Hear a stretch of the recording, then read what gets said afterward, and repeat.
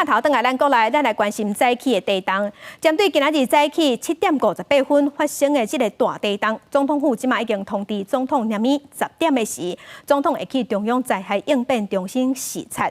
那上新的消息是，早起8:11发生规模6.5的地动尾了后，伫8:17、8:35分、8:46分、8:50分，还有9:17，在时间拢阁有发生规模5以上的地动尾，要提醒乡亲大地动了后会接发生地动尾，嘛要特别注意。若这地动尾拢发生伫花莲的近海。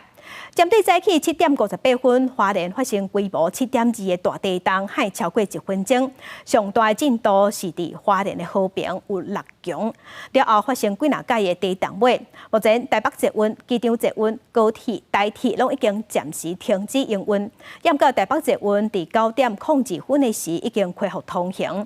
花莲市区嘛传出袂少灾情。花莲县政府已经宣布，今仔日花莲是停班停课。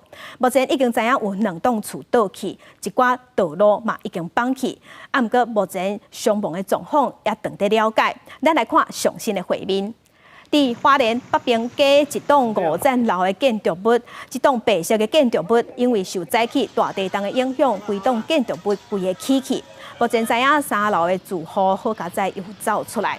也若市区旧火车头前嘛有出现一栋，这是10层楼的大楼，嘛是因为地动的关系嘛起去，100外住户住伫内底。对画面会当看到，这就是伫花莲旧火车头前这栋10层楼的大楼，内底上百个住户即马陆续在疏散。